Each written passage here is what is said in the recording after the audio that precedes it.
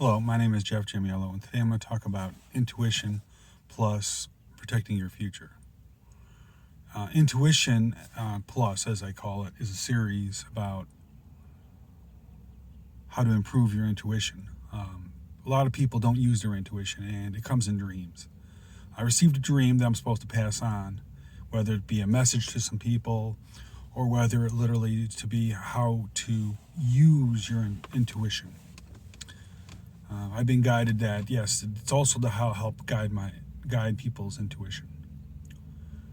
Currently, the message that I received, I know they're sending me easy ones to relay to you, so it may actually be a message for some people too. But anyway, Intuition Plus is really just a series on how to help improve your intuition by interpreting dreams. Because your dreams generally come from your spirit team. So let me just talk about the dream. Literally, it was a small dream. It was actually video only. There was really no audio in it. And I was sitting what appeared to be in back of a hatchback car. I was sitting outside the trunk of a hatchback car with looked to be a couple boxes with little tray dividers in them that had papers in it, like 2 or 3 sets of them, and they were kind of be full. It looked like they were kind of had brochures and stuff in them. And then literally, I looked, and people would stick their hand in there while I got my head down in there. I'd kind of kick it away, like, go away. And then, on a corner of my eye, I saw the front of the car, the glove compartment, was open, and there was a handgun sitting there, and the window was open. So I go, oh, what happened there? And I go over, and I move to there and put the gun away because you can't have an unsecured gun around a place. And then when I came back, a lot of people were taking all my pamphlets. And then the dream stopped. So the first thing in the process is like, wow, that was a pretty interesting dream. But we do friend or foe. How did I feel from this dream? Well, oddly enough, I actually felt a little disgusted. So it's kind of like, well, is it a trap? Because realistically, I actually felt bad, but I felt bad because people are stealing my stuff. That's in the dream. So when I analyzed it and said, well, no, it's actually really more of a warning, so I'm going with the friendly side. So the friend or foe basically determines your feelings as to what's the intention of this dream. And the intention was not to harm me in any way. Now, let's look at the facts of the dream. The vehicle, I believe, was a Pacer, an AMC Pacer, and it's like, you might have to Google that one because that actually is a really old vehicle. It's a giant bubble. I've never owned one. However, my oldest brother did. That was his first car. So you got a Pacer, which basically, it's all glass. It's almost all glass with a little, whatever had to be metal was metal. So it was really weird design at the time. There was a handgun, which represents, generally to me, it represents security. You got papers, which seems to be what appears to be my work. Now, the Pacer also represents, because it's a bubble car, if you're in a Pacer, everyone is watching you. So essentially, everyone's watching you. I'm more concerned about my security. That's why I put the handgun away. And everyone else just wanted to steal my stuff.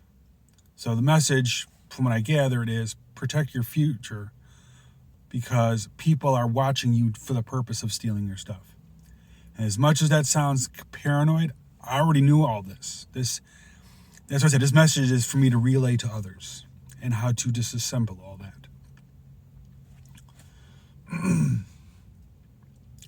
If I might digress a little bit, because I have some history with people stealing your intellectual property and your stuff. Not just physical property, but mental property that you were working on. I'm a software developer, so I write stuff all the time, even for myself. But from a creativity perspective, there's a lot of people in the world that don't have creativity. And you usually think that that's kind of odd. I see a lot of people lose their creativity. Usually when you start going down the bad path of, kind of not doing what God wants you to do, the first thing he usually yanks is your creativity. It sounds crazy, but not really, because they don't really want you to be creative in your destruction. Think of it that way. It's kind of weirdly, but that is actually correct. Think about it. So therefore, it means you have to go, you have to keep doing the same thing over and over again, because now you have no new ideas. So really, the evilness or the mischievousness of it is limited really to what y'all can think of. And because your creativity was cut off, there's only so many things you can think about. Unless you get new blood. If you get new blood and they use that idea, now they become tainted. And at that point, they lose their creativity. So I said, creativity just kind of gets lost a lot of times. But there's a lot of people that don't have creativity that'll come up to you and like ask you questions, like really weird questions too, like not how you did something, but more, what are you working on? What are you doing? Like they want to know, and then you kind of tell them, and then they scurry off, and you never see them again. And then all of a sudden they make a product that's like that. What you just said, it's like, yeah, okay, well, I guess I can't do that then. And you kind of, over time, you kind of get tired of doing that. So the Lord reminded me that I need to keep quiet at what I'm working on. So that's also part of this message for most people. Don't share with other people unless you absolutely have to. Now, in a work situation, actually, I've had many coworkers, just that I'm a software developer, that would walk up to me and say, "Oh, what are you working on?" kind of thing. And or when they leave the company, the first thing they say is, "Can I have a copy of this of yours that you wrote?" I go, "No, write your own." And they kind of get upset with that, because they'd rather have something that they could just take from you and just sell. And that's really what it is they're reselling your stuff. As I said, I've seen a lot in work. I've seen people ask me, because everyone assumes that everyone else has a side gig. I guess I do have a side gig. It doesn't make any money because I'm a software developer. I write software for myself to learn new things. But the most, that's a side gig for somebody, and they like to side gig everything. So they assume everyone else does the same thing, just like they assume everyone else steals. That's another interesting thing about people that have no creativity. They generally think people steal everyone else's stuff too. Everyone's going to steal their stuff. We don't have nothing to steal. That's why you're stealing other people's stuff.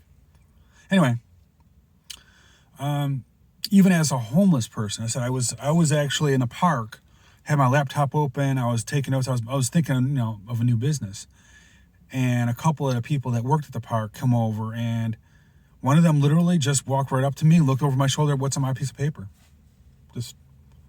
I want to see what you're working on, so I can go steal it. It's crazy. I said, but people do that.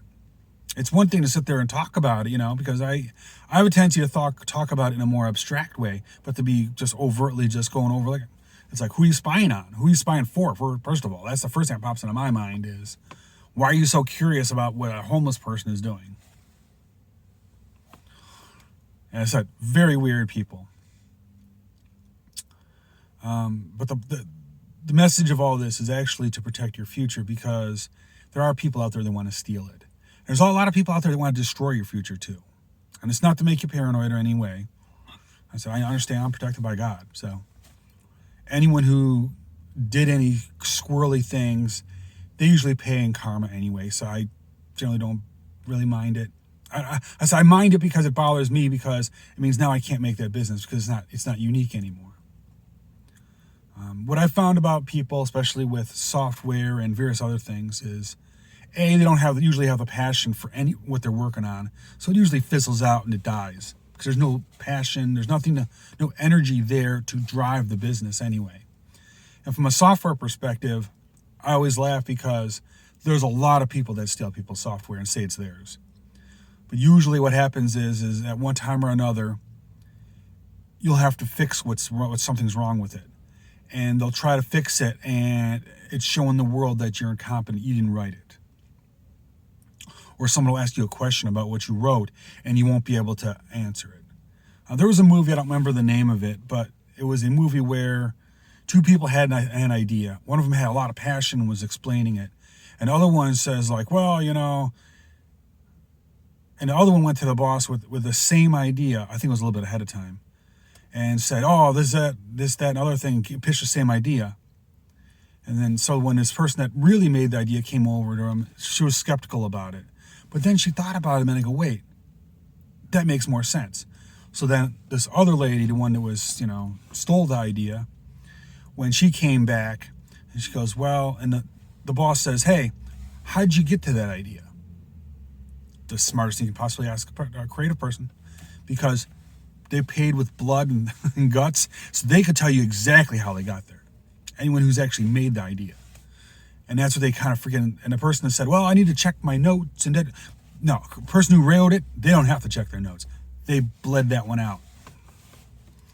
So that's what's interesting about people, is that they usually tell on themselves. I just wish there was a bigger penalty for it than just being humiliated a little bit. Because that's a very common thing for people to steal other people's work. I generally I try to annotate as much as possible other people's work. Even in my code, if I hatchet it off a website somewhere, I'll put the website up there. For two reasons. For one, documentation reasons. So, hey, if you ever, if there's something wrong with this or there's an update, go look at the site and see if there is. There could be an update for all I know, if this is now all of a sudden broken. Second of all is, it wasn't mine, but I liked it, so I used it. I copied it verbatim. I didn't even change anything. Here it is.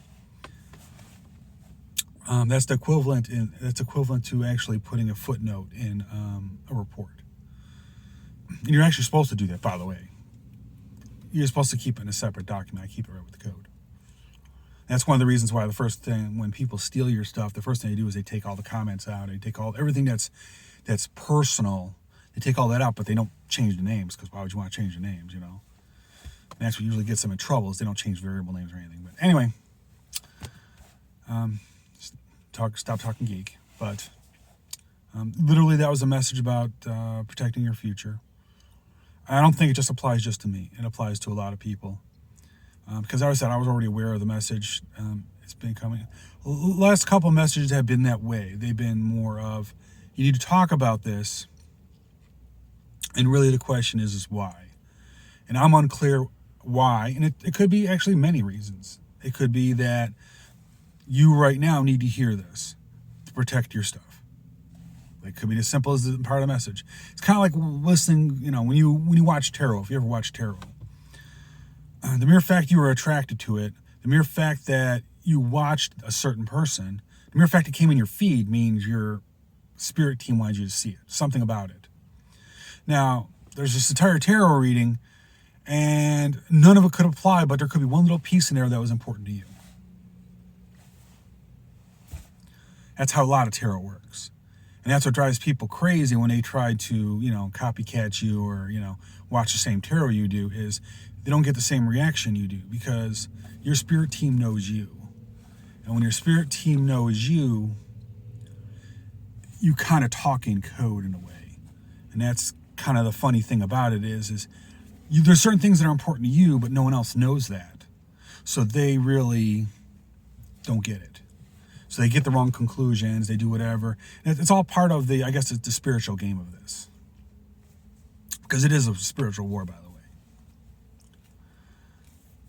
But that's all I wanted to mention on that, about protecting your future. It really was this whole intuition series is really about how to build your intuition. When you start getting comfortable at recognizing intuition, you will learn that tarot will help. But tarot helps to a point, but it really does help with your discernment. Your intuition and just discernment. Discernment is hearing a whole bunch of things and determining what is yours. Tarot do a real good job for that. And the next step after that usually is you get direct messages from the Holy Spirit at that point. And whether it could be dreams, or it actually could be synchronicities and various other things. But I would say please pay attention to what you're telling people. Like any good warrior in the world, you don't telegraph your moves. Just like, generally you don't telegraph your moves and tell your enemy what you're going to do. So stop telling them what you're going to do, because to be honest with you, I really don't know who my enemy is at this point, because there seems to be a lot of people that are very curious about what a homeless person is doing. and what their future is. So it's like they're all kind of related. We just don't know how yet. But how's it go? Look in the script. Eventually, I'll have the script and I'll open it up and the Lord will tell me all I need to know. So I'd like to thank you all for listening and have a great day.